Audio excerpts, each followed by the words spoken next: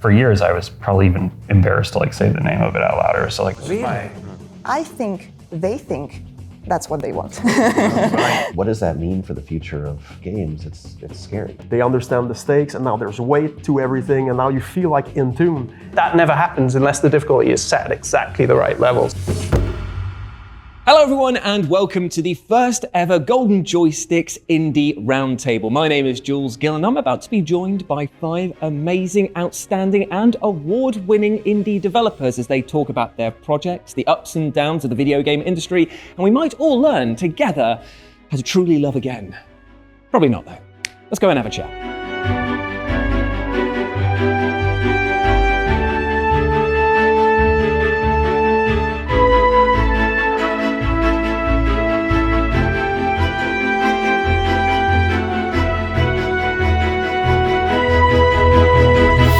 We know that video game developing is not a smooth story. There's lots of ups and downs and undulations across the way, and it can take a long, long time. So the question that I posed to the group is, was there any point where it seemed so very far away from where you are now? So did you find that there was a moment where you were like, oh dear, is this ever going to come out? Well, yeah, that's always the big question, right? It feels like it never will come out, but eventually it does. But I think where we started off was that impulse. Is the one thing that's very important, I feel, at least for the team size that we are, is that we all agree on a feeling. We get excited for the first time about a high concept, and then we get this moment together where we feel for the first time what is unique about the experience we want to build. Then we set out, we each have our respective crafts, and we try to capture this. And then in production, it's basically we're constantly interrogating or comparing what we're making. Does it elevate? Is it hindering that impulse that we're trying to bring to life? If we do this right, it should come across directly to the players. They should be, in a way, compelled to feel that initial impulse we were trying to convey. Was it the same for you guys? There must have been some difficulties creating the game. I mean, we're in solo corner over here, so we've obviously been shepherded off to here. So I think, yeah, I mean, I don't know about Billy, but I think that for me, the biggest contest is always with myself and learning to manage myself and finding ways to work and plan. You know, I do so much work to kind of schedule my own time so that I don't have to think when I'm making about how I'm going to have a game in 2 or 3 years' time, because that's the most deadly thought, right? It's wake up in the morning, okay, what am I going to do today to release a game in 3 years' time? It's go back to bed. You know, it kills any instinct to make something, and so I have to pre-schedule and things like that. But then I'm just finishing up development on Citizen Sleeper 2. I had the same surgery twice during development, which when you're a solo developer, it means, it completely throws everything around. And so all of a sudden, you're stuck in this position where you're trying to continue to work and you want to continue to work, but you've also got to contend with the fact that you are really a physical person in the world. But it is very convenient because Citizen Sleeper 2 and Citizen Sleeper generally is very much about bodies and being a person in the world and struggling with falling apart over time, which we're all doing. Sorry to be the downer. I'm going to be the downer here. In a way, it also fuels you. I always feel like it's a massive advantage as a solo developer that you have inherent coherence, right? You're inherently, if you're at the center of the work, you're inherently going to stick all the things together you love, and your taste is going to hold it together.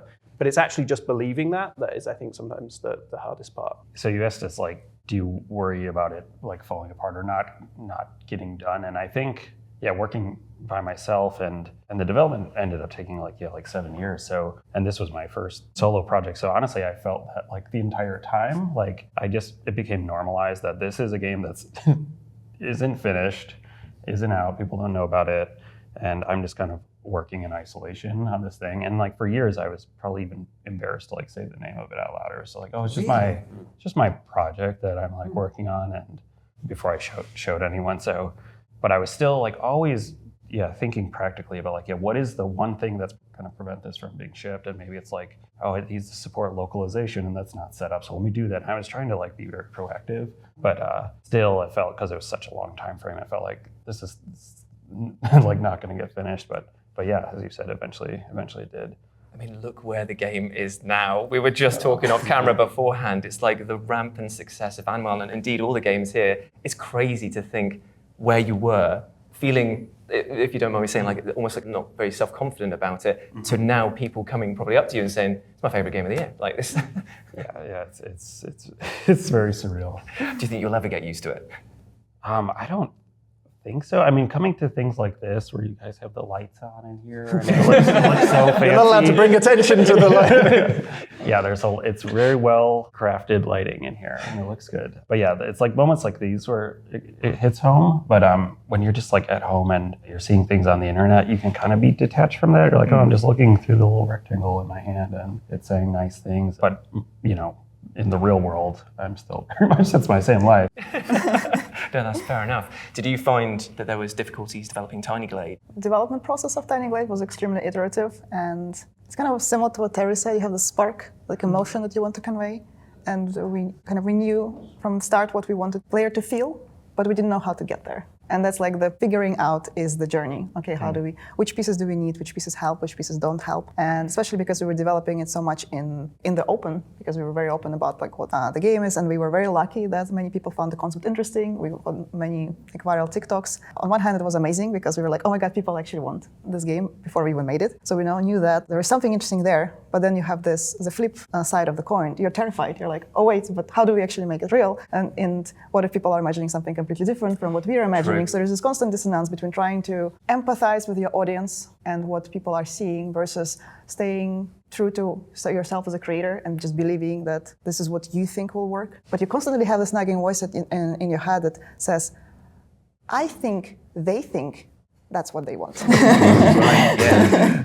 And you constantly have this battle.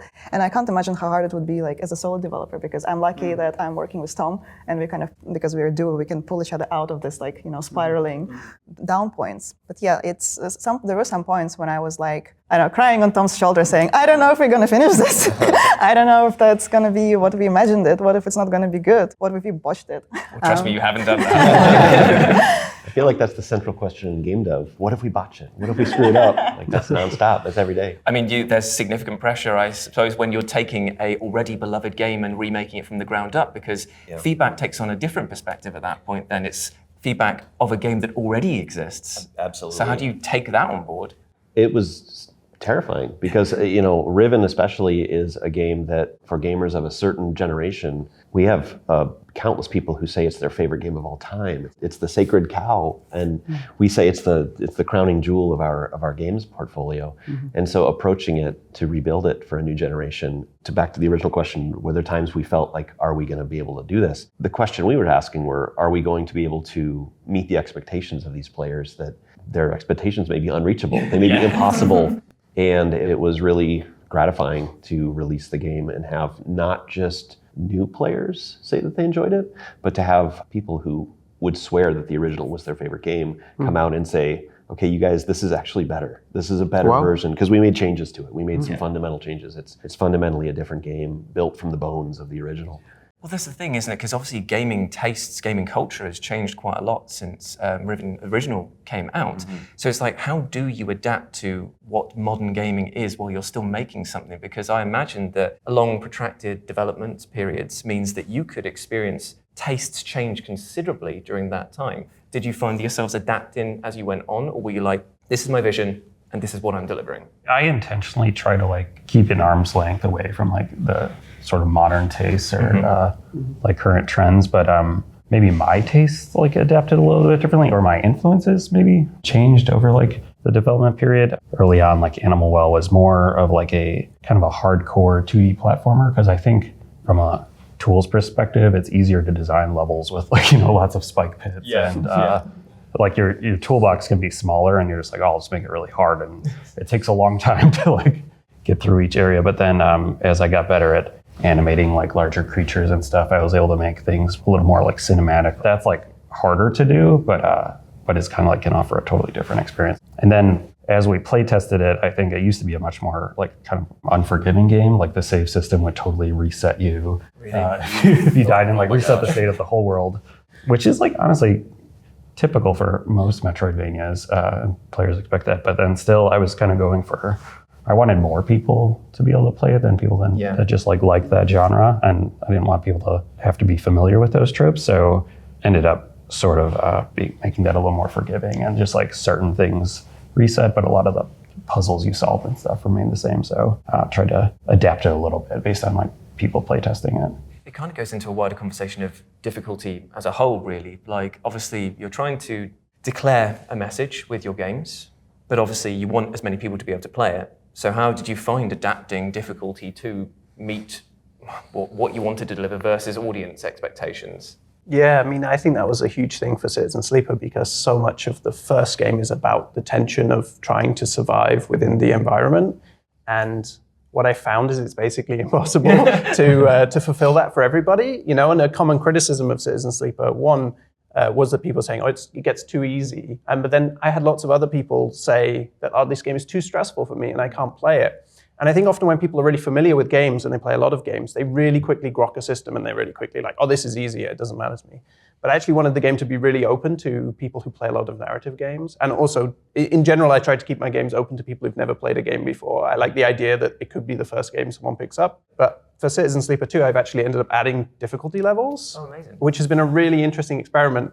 It started off as a way to just say to those people who said like, it's too easy, just like, fine, there's a button here for you, But actually it became a really interesting process of trying to figure out what difficulty to add, because especially in Citizen Sleeper 2, there's like all of these different things. You have the dice you're rolling every day, you have this stress that's going up and down, you have jobs, you have your crew, you have all these things. It's like there's so many variables that you could affect, and some of them will create the kind of difficulty that will be frustrating for players and just extend their play time, make things more tedious. Other difficulty will completely cancel out whole strategies that players use, and it was fascinating to kind of try to figure out, without also then adding like loads of changes, so it became a completely different game on every difficulty level, how to have those things happen. And it's really challenging. I think it's something that is really hard to see from the other side of game development, is how hard balance and difficulty is. Because I think from a player's perspective, it seems really obvious. But I think that's because it's very incredibly subjective. And I don't think people acknowledge that. And so it can be so hard. I struggled a lot with trying to get the difficulty right, because I really want it to be a game where, in Citizen Sleeper 2, you're tense. I want people to be stressed. I want people to be like, oh my God, I got to get the right dice. And the game only really sings when people are like, okay, I've got just a few dice left. I've got my crew dice and I've got these actions. These are my chances. And I'm going to try to like make this come off. I'm going to try and pull this situation off. And that never happens unless the difficulty is set at exactly the right level. So yeah, it's a real challenge.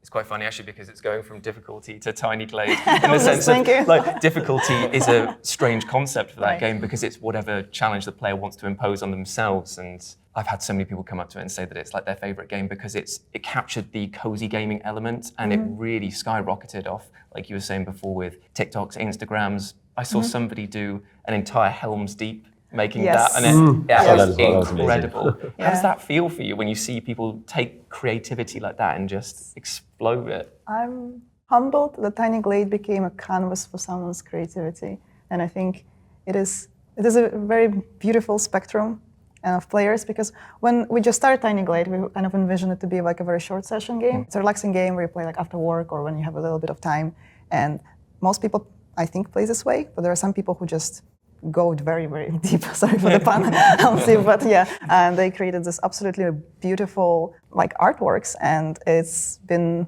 very. I think humbling is probably the best word to describe it. Kind of interesting to think about the difficulty level, because in a way, in a Tiny Glade, everyone sets their own difficulty level, but we need to communicate from the way we design the game. What are those difficulty levels?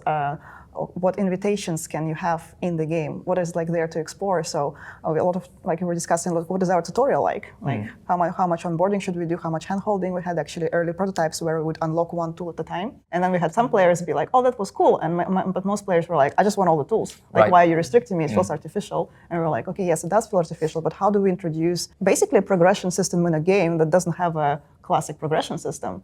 And for us, it was like, okay, we're going to have every single time you start a new glade, you have a small little build, and they're all designed in a way to show you one little pattern. And like, hey, you can actually layer this two shapes like this. Oh, did you know if you elevate this, it will become a turret, or it would have a bit of like architectural decorations. And we just embed a lot of these patterns everywhere. And if you've discovered them before, cool, you will just go through them, you will not think about it. But if you haven't seen them before, it becomes almost like a puzzle game. I've seen people playing as a puzzle game. They're like, wait, how did they, and then they start recreating it. And it becomes basically their own self-imposed tutorial. And that was really awesome to try to kind of design. And when it works, it's like, it just makes me very happy. It's almost like a secret mechanic to help teach the person playing it without teaching them at all. And we were discussing yesterday about a game mechanic from, was it Joan of Arc, you were saying? Oh, yeah. And I was thinking to myself, what sort of game mechanic do you come across occasionally as developers and as creators and just think, God damn, I wish I'd come up with that. Oh yeah.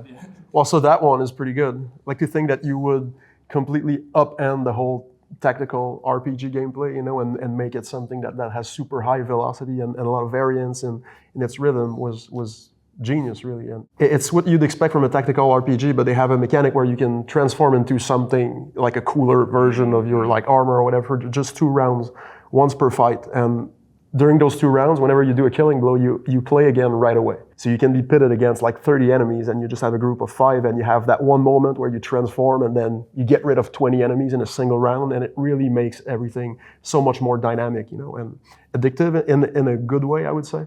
But that also speaks to difficulty. I think I really like what you said about like it's singing, like once you have your dice, is whenever when the players, they have the full understanding of the possible actions, they understand the stakes, and now there's weight to everything, and now you feel like in tune. And that's when that communication happens. Like that's what you saw, that's what you wanted players to experience.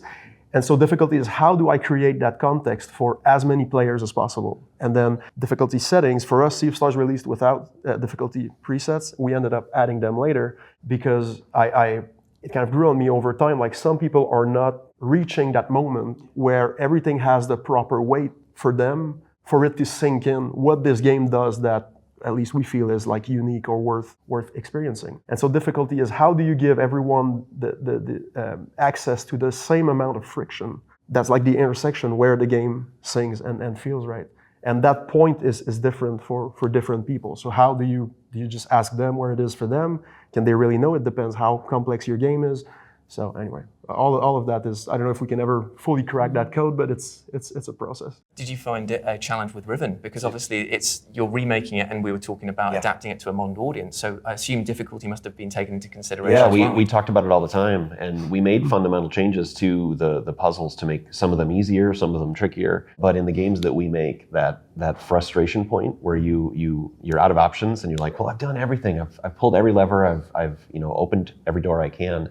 Is that wall of frustration is actually an integral part of the game experience. We kind of want players to hit that wall and then stop and think and slow down and go through their mind all of the possibilities they haven't explored yet. And then when they overcome, that's the fulfillment, right? That I did it. I thought I couldn't, unlock this crazy puzzle, and I did, and that's the experience we want. So to take away that moment of frustration is actually to ruin the formula of the game. And it's something that we struggle with a lot because we wanted to make it more accessible to new players. In doing so, the people who loved it the hard way would complain, and we even talked about doing difficulty levels, difficulty sliders, and it's just difficult because you compromise the vision in one way or another, and we feel good about where we landed, but it was not without lots of back and forth and discussion and tuning and feedback. And I can imagine sort of like hour-long meetings of just going over one specific puzzle because it's shaving off like a tenth of a second maybe or something like that. I mean, the games we make are much slower paced than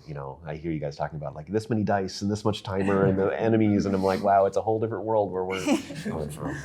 But obviously, extrapolating out a bit, speaking of development, what do you guys think is the biggest hurdle for new developers coming into the scene? Yeah, I mean, I think I was really lucky in terms of time, the age and the point in my life which I started game development, and also the time that I hit on, because it was a time when I've made 3 games, just finishing 3rd game, and I've never written a single line of code, right?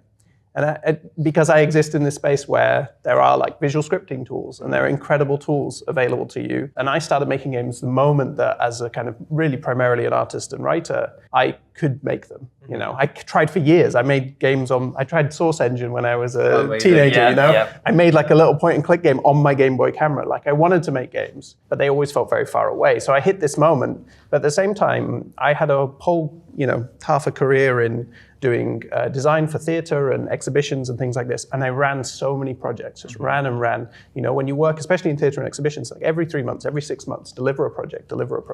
And it kind of gets something out of you, which I think is dangerous for game developers, which is that if you sit down and make your first game and you want to make it this magnum opus, you want to make the best game of all time, your problem is you're going to spend years making it. And then if it doesn't come off, that might be it. But even if it does come off, it's often it. Like I speak to indie developers who've spent so long making something that they then, can't stand to make something more, right? So for me, I think the advice is like, you have to build up and you have to like actually run projects and run projects and run projects. And I think this is said a lot, but it's really true that the more that you can get something out, do a 3-month thing, a 6-month thing, build up. I started making like Twine games, which is like a text engine. Then I started playing in Unity and I slowly started to figure out what is the game I could make. And that's when I made In Other Waters, which is a game which is just mostly interface and text, right? And it's because I knew I could make those things and I could make them well. So I think you have to work like that. But it's because I kind of lost all of my like idealism from working creative projects for other people, that just the opportunity to make something that was mine, it didn't have to be perfect. It just had to be mine. And that felt like a huge opportunity. So running that Kickstarter and getting the money off Kickstarter, getting the game signed, that was enough for me. I didn't have to make a masterpiece. Making something that was mine was what really mattered. That's a really lovely statement, actually, that you're making the game for yourself first and then others enjoy it with you. Yeah, I mean, it's also what I could stand to make, right? Like it was genuinely, when I sat down to think up, I was like, okay, I'm gonna make a video game. And I was like, okay, what could I stand to make for a few years? And I was like, well, I love marine biology and I never trained in it, so I'm gonna make something about marine biology, And I love like the idea of exploring an alien ocean. It's like my dream game. And I love Metro Prime, but I always thought to myself, like, what would a Metro game be if you were a scientist and there was no combat and you were just scanning creatures, right? And so all of those things was enough to kind of like get me over the line to do the work to get it done. But yeah, I'm sure Billy, you have a lot to say about this. No, like a lot of what you said, I like totally agree with, and I think you do have to like build up to it, because making games is like a very risky thing financially, and it's really hard. And like the first thing you attempt to make is not going to go well, because there's just so many skills you like need to build up. So. Yeah. Right out of college, I remember being like very inspired after like Indie Game the movie came out in like 2013 or whatever. I'm like, I'm gonna do that, and I already like knew how to program and had a little bit of like art skills, but still I was like still early days. And I remember just trying to make like a Metroidvania at the time. It had like a pretty simple like vector art style, but I still didn't know how to like structure my code base to have like multiple levels or design a map, and it just quickly like got to a scale where it wasn't going to get finished. I kind of like got buried in my own complexity, and I just kind of shelved it. And there's just too many things that I was like too far away from on how to like implement. So I spent about like 10 years just working at other studios as just an engineer, and I still like wanted to make like indie games. It was still in the back of my mind, but I think I needed that time on these like larger teams to learn from others and kind of see the whole process and learn how games get shipped, and really get almost like a bird's eye view of the whole process without needing to be responsible for everything. And then after doing that a few times, I like had a little bit of confidence that like, okay, I know where the difficulty spikes are like in the release process, and if I scope it really tiny, I can maybe finish this. And then also, like you were saying, like it needs to be something that you're willing to work on for a long time, and you have to enjoy the process, because like when there's like no end in sight, if you don't enjoy it, then you're like doomed. And you need to like. You really love doing it. So it has to be okay that you would work on this perpetually for the rest of your life and then not get done, because like it has to be like a hobby, like playing video games or doing just something. So if you can like get yourself set up in that situation, then I think it's okay. And then if it releases and it flops, then it's still okay, because at least you had fun. And also I had a day job for most of Animal's development. So Really? Wow. I was able to just treat it as like a fun thing, and if it shipped, like, and that's a bonus. But what advice would you have for maintaining passion? Because it's not something that always comes naturally, is it? Sometimes you do just wake up, and even if you love what you do, it's just like, okay, let's do this then. Yeah, for me, being a solo developer, I always had like a wide range of sort of things I could work on each day. So I tried to just like harness whatever motivation or inspiration I was feeling for any particular thing. I was talking about like doing localization earlier. There was like one day where I was like really just thinking about that, and it was like probably 3 years before release. And I'm like, how would I structure this? Like, how would I set up the data? And I was just like, okay, I just need to do this right now because it's like on my mind, and I'm kind of like interested in it, even though like a month before release, I will not be interested in this. And it's gonna sound like the worst thing ever. So it's like, let me just do this while I have this tiny spark of motivation. And then maybe I had a totally different thing in mind the day prior, what I was gonna be doing, but then, I'll just wake up and there's just something totally new I want to work on, and if it's reasonable, I'll just let myself do that. So that's like how I kept it fun as much as possible. But then as you get closer to launch, then you kind of have all the like unanswered debt of things that you tie up the loose ends. So I try to be proactive about that as much as possible. The end was still not fun, and I don't know if there's a way around it, but you're so like close at that point that you're just like, all the intrinsic motivation becomes like extrinsic pressure that is enough to pull you across the finish line. Is that like a universal thing, that like the end is the hardest part of the project, effectively, like wrapping stuff up? Because I would have thought that for me it would have been like coming up with the idea in the first place, because I'm just not that minded. We always describe it internally as the last 90% is way harder than the first 90%. And it's like, wait, that doesn't add up. But it feels that way every time. It feels like the end is always this crushing push. I don't know if it's possible to avoid that. I don't know if any of you guys have shipped a game and it's been easy street the whole time. Like, I've never felt that. Wow, I tell you, wouldn't have guessed, because you all seem so calm and collected. Like, yeah, the game's out, so that's easy peasy. I mean, you try, like, it's a part of the project for me, because also my project is me, right? So I feel like I should be able to, right? It's like a challenge for myself to be like, I have to make this livable. Like, I don't want to make it unpleasant. So it's been better each time I make a game, but I do think it's so different when I'm talking about me. Like, sat across the table from you guys have teams. Like, it's so different.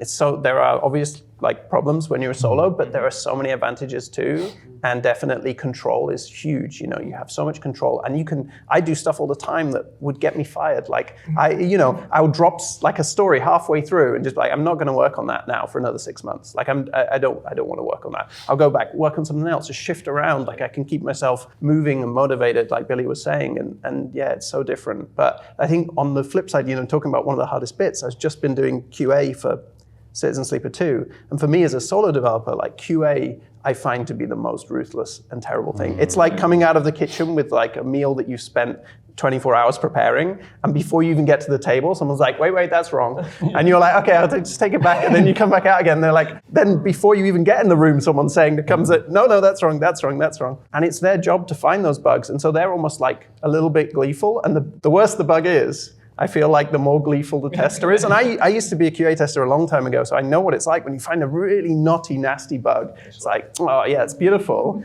But as a developer, it's the most horrible thing. And so when someone's like smiling and it's like, this is totally broken, you're just like, so yeah, I think that for me is a real test of my stamina and of staying honest as well. Like Billy was saying, like that's when all of the shortcuts you took for years, they all get dug up and they get put and rubbed in your face. Right at the end, like. Yeah, when you're exhausted. Yeah, so it's hard. I can't ever imagine QA not being like that, because I care about the game so much and it has so much of me in it. Like, how could I not be offended if I bring my friend a meal and they immediately start putting the salt on it? It's kind of like it's gonna be tough. It's kind of part of the process. Oh, actually, I really like that analogy. I think sometimes when you bring the dish, they're not even at the point where they can taste it because you forgot the fork or you forgot the knife. Yeah, right, exactly. You're like, oh right, yeah, sorry. Dropped it on the way. Yeah. So what I'm reading here is it not easier with the team either, so it's as stressful, the QA side.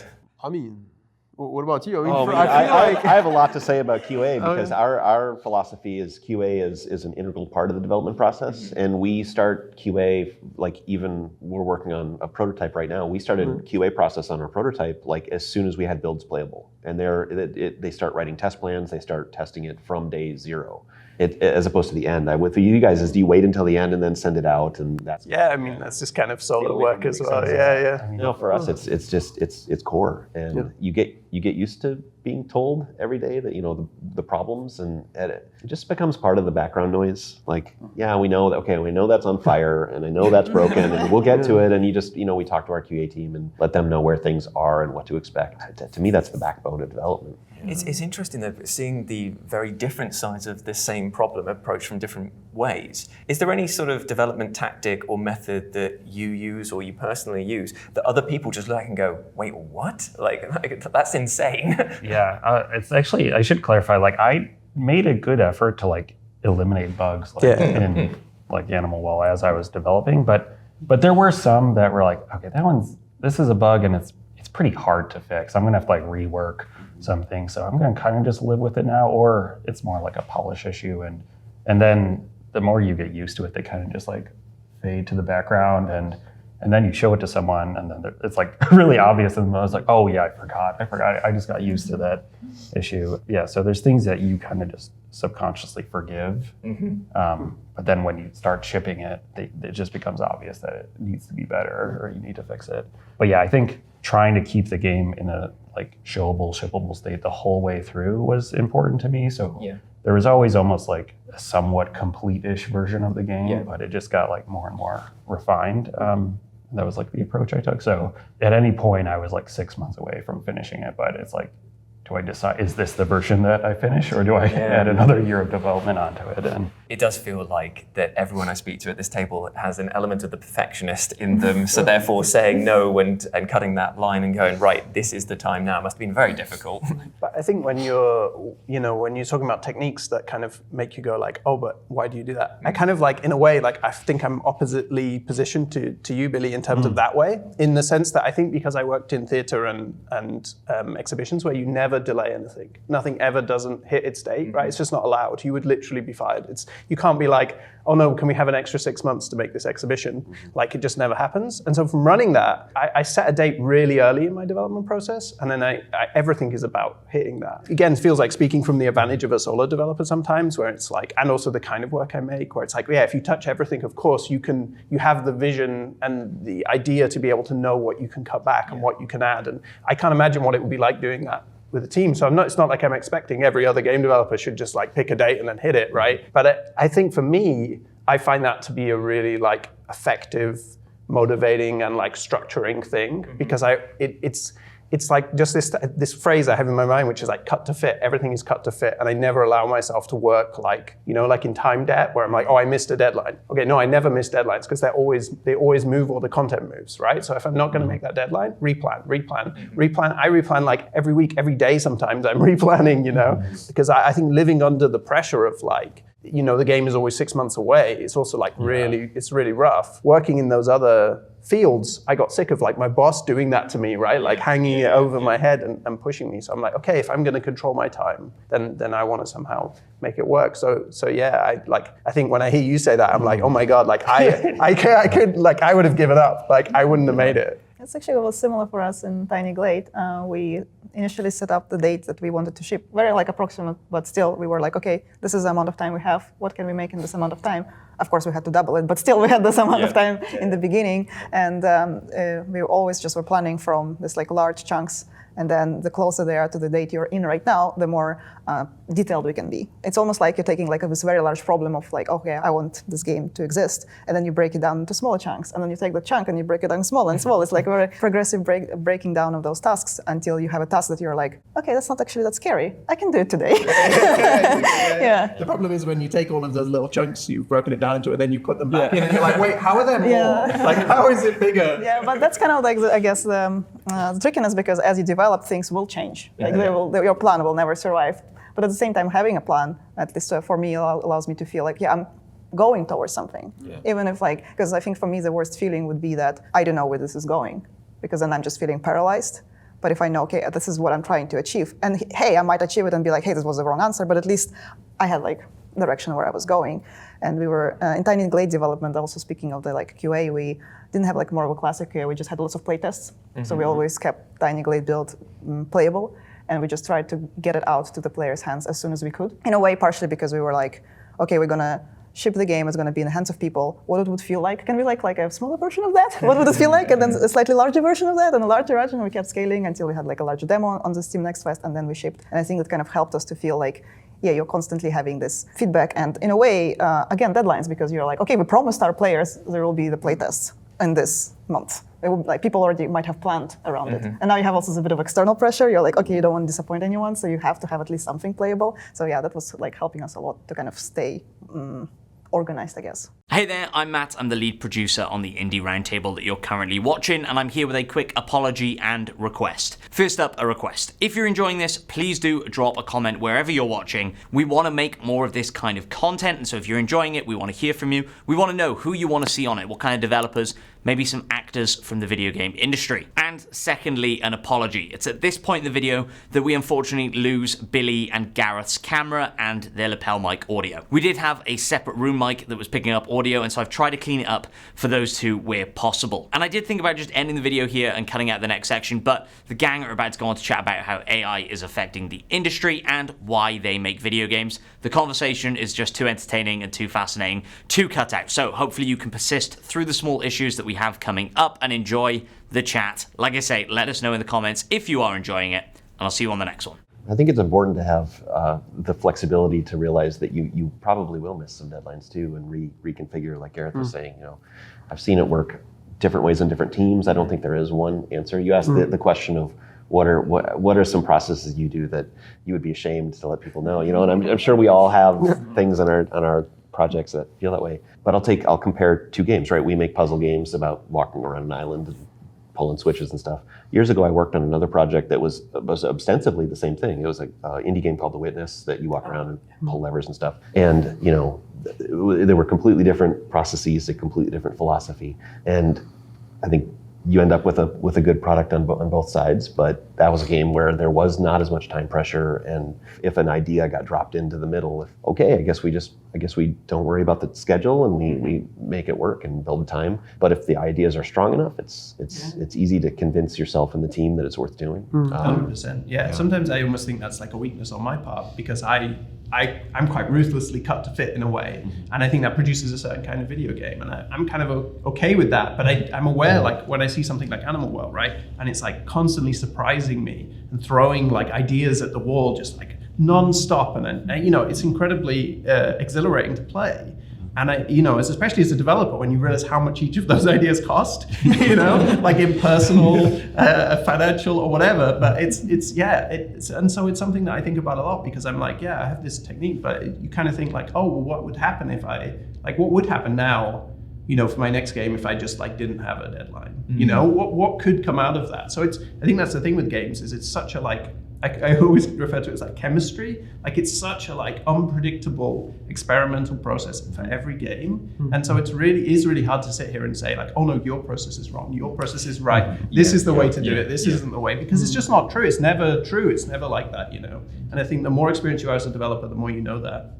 I think that when we were speaking yesterday about how development for Sea of Stars went, when it was like, if it was applied to any other game, it would be insane. It wouldn't work, because you have a team that works in a very unique way, don't they? Yeah, it's tailored to how we feel about one another, what the vibe is on the production floor. We would never sort of prescribe to work this way to anyone. We have our own way that works, that lets it emerge, right? We're very much about unleashing rather than controlling. And where everyone is very driven, they genuinely want to make something great in their respective crafts, and that's how they feel. So we don't have any schedules. No one is in management position, even though the team has 20 people. So just let people work, and we agree on very high level sort of dates. And in terms of like setting a date or a moment, I don't think we're like as clear cut as you mentioned. But at some point we get there. We do the first 90%, like you mentioned. Yeah. There's always a moment where we have true north at some point. And then that's when we set a date. Only once we know. So for Sea of Stars, it was about 3 years where we're not seeing north, but we see south, so we can get away from south. And then at some point, someone on the team goes like, "Hey, I think I see it now." It's like, "Hey, you're right, it's right there." So then we all turn around, and then we shift into a different gear where it's like, well, now we can start planning. Now we can start cutting up the work a little bit more clearly, because we now have a clear vision of how long it takes to make just any asset that's like on par with what we're looking for the type of game that we're making. And then we reached a point where we're basically Phil and I, it's like, well, we're in debt for the rest of our lives if the game doesn't sell, so might as well make it count. So we ended up extending almost 2 more years than what we initially planned, and we still didn't have a date. But then we had an opportunity to be featured in a Nintendo Direct, and so it's like, okay, well, we got to give them a date so that there's something to like announce or whatever. And that's what made us commit to a date. And then we started working backwards from the date planning, but it made us finish it. Nothing adds pressure like an exterior partner commitment. Let me tell you, that's It's funny that you mentioned Nintendo because the same thing happened for Animal Well. We're just like, we just want to announce the game, and then they're like, okay, what's the date? We're like, we don't have a date yet. They're like, no, we have to put a date. So we tried our best to be like as ambiguous as possible. We're like, can we say winter? And then they're like, which year? I'm like, oh, I don't know. I was trying to like hold off the release date as long as possible. I was like, no, I'll announce the release date when it goes through cert and it passes, and then we'll send out review copies and we'll announce the release date. And there's like no way we can miss it. That was like my philosophy. It's just like I don't want that external pressure until the very last minute. If you didn't have that though, would you still be developing it now? Would you still be going? Would you all still be working on? spicy question. Yeah, it was also like a financial thing where it's like, yeah, I think that was more realistically what was setting the deadline. It's like, okay, I'm gonna just burn through my life savings, and then when it's just about to run out, I'll go visit.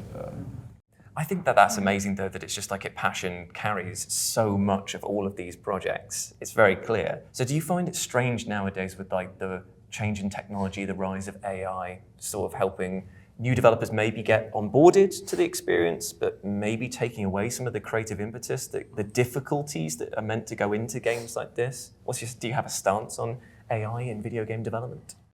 I mean, we've just been talking about process, right? And I think AI is often used to try and skip the process. And I just don't think game development is a medium where you can skip the process. Like it's all process. It's you know, and that depends. It depends on what kind of game you're making. I'm not really like a find your fun developer, right? Like I don't go away and like experiment with lots of things. And I don't think like I follow that kind of philosophy, just because personally what I like to do is have like a paper design that I'm really, really confident about, and then I challenge myself to implement that design in full without questioning it, because that's what I found is my only way to progress. But that process of implementing it, there are so many micro decisions within that, especially as a solo developer. And then as a writer, you know, a huge part of my games is writing. Citizen Sleeper 2, I just past 250k words written on it, right?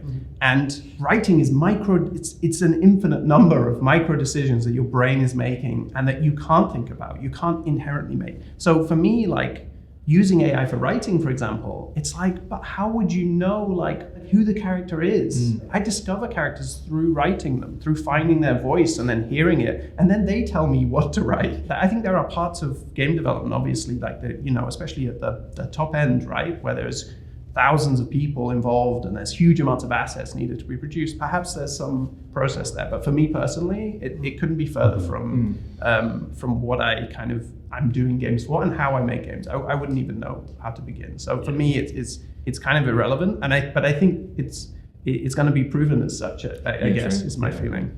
Yeah, no, I totally agree with everything you're saying, and I think it's weird because I feel like the people that are most excited about AI, like content generation, are like not creative people. And so in a way they're like, oh, this is an opportunity for someone like me to like produce something.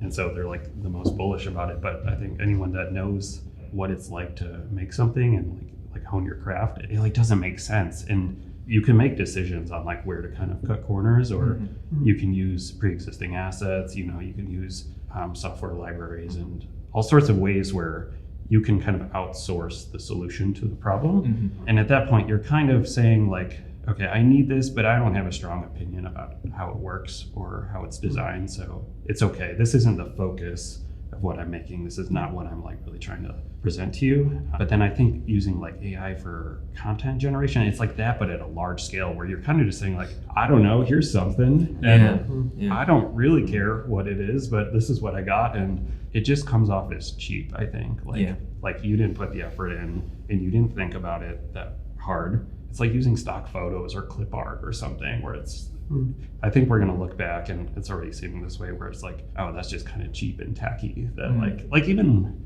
if you see like a marketing flyer or something for like a happy hour at a restaurant and they clearly like use some like AI image generator for like the photo, or it's kind of stupid that you did that. Like AI only has what you put into it, and it's already an amalgamation of other things that already exist, so there's no new thing adding into it. So it's how can you expect new stuff to come out of it, I guess? I think for me, like, art is a lot about imperfection, and by definition, like, AI would not have that, like, personal touch. That's the reason I like playing video games. I want to experience something like a very specific lens of someone who wanted me to experience something in a specific way, and I want to be open to it, and I want to know, like, and if it is for me, some things might not be for me, and it's okay. But if it is for me, I will feel connected to that person, even if I don't know them, and that's what I'm personally seeking out from art. But when it's created, like with the AI tools, which I'm sure some people might figure out actually maybe resurfacing that imperfection and personality if we forget all the stealing part, which is horrible. Yeah, that is a part of it as well. Yeah. So I have a similar reaction when I see, like, in games, when games use, there was actually, I'm not gonna say which game it is, but there was one game I really liked the design of, but they were using AI portraits, and I was like, I really want to like you, and I think you're doing cool things, but why didn't, like, as I say, if you want to outsource it and you don't have an opinion, there's so many already content there. It's not like we have a problem with content. We have so much content nowadays, so why do we need more content? Like, what we actually want is something, like, vulnerable and authentic. I very strongly agree with you saying that it circumvents the process, and it's like the process is that's where the magic happens, is the process. It's all those little decisions. And at Cyan, I think we learned the lesson the hard way very, very early on. We used a couple of textures in one of our games that were AI generated, and we thought we were doing a good thing by calling it out in the credits, making it very clear that, like, a very small percentage of things were AI generated. We wanted to give credit where credit is due, and there was a huge backlash. And it's like we put our hand on the oven, right? We learned the hard way. And it's completely reshaped our approach to AI tools, and now it's very, very much like not at all something that we want in our process. And you're removing intent, and intent is everything. I don't know. It's for me. It's kind of like Guitar Hero. It's like, do you want to feel like a musician without learning to play an instrument? So there might be an upside in that. Maybe someone did end up picking up music because they needed that feeling. And then maybe that inspired them to, like, actually go the distance with it. But putting that aside, no, I don't think for content creation, I don't think it's there's probably something to be said about some tools of, like, if you're going to do a manual thing of renaming files, you can automate some things. That's different. But as far as, like, just the creative aspect of it, I think even if to someone it's a tool, I think at the end of the day, anything that will rise up, you mentioned vulnerability, that's the crux of it. So even if it can maybe facilitate some things, it will always be when the same amount of effort is put in at the end of the day, whether or not anything has been used. So I think it's kind of sad also that it's kind of poisoned, like it kind of poisoned the entire situation, really. Like, what's happening with AI, and, like, we're really talking about, like, machine learning, right? And so it's really created this, like, confusion, which I think has been created for someone's advantage, but it's not for our advantage. I think the people sat at this table. What's happened now with machine learning, to me, has made me completely want to just, distance myself from that as much as possible. So I think that's also the sad thing, is there is genuinely actually really interesting things that can be done with using algorithms. We're all game developers, right? We constantly use automation, algorithms, all of these things we program, we code, like, I use visual scripting. I know what using a tool can do for people, but even if I don't write code, I still think I'm a good programmer, because I still had to understand data structures. I still had to understand how to build the machine that is my game. It's also leaching out into other things, and it's affecting the way that people generally think about. It's creating a real, like, line in the sand in something that is not clearly defined. Just to add to that, there is also a bit of a blurring now between people calling procedural art and thinking that it is AI art, which is a very different. Because in, like, procedural generation, you handcraft every single rule. It's not dissimilar to painting when you're, like, deconstructing what are the main shapes, what are the secondary shapes, where do you put, like, details. But you're just doing all that through code. It's very strange to hear when people think that Tiny Glade, like, uses like AI generative art. It's almost like saying that you just use something from pre-made. Like, but no, every single thing there is, like, handcrafted by us. And that's, like, because we want to have a very specific experience. There is, like, that kind of blurriness of it. I was going to say, it makes me feel bad for people who are just coming up, like in school, students who maybe being fed, this story about like, oh, AI tools are the future and you got to learn to use those. And it's like, yeah, but if that's what they're learning and they're not learning how to break the problem the hard way, like, what does that mean for the future of games? It's scary. It's like, are you learning? You're learning the method, but you're not learning the actual reason why you're doing it. So you go up to something and somebody says, "Can you make me this?" And you'd be like, "I know how to make an AI version of it, or get something else to tell me to do it, but I don't know how to do it." Yeah. And at that point, then it's like, okay, then where does your creativity actually begin? Yeah. I find that terrifying. Yeah, I know. Right? Handing creative agency over to the large language library. Nice bit of existential dread for us all here.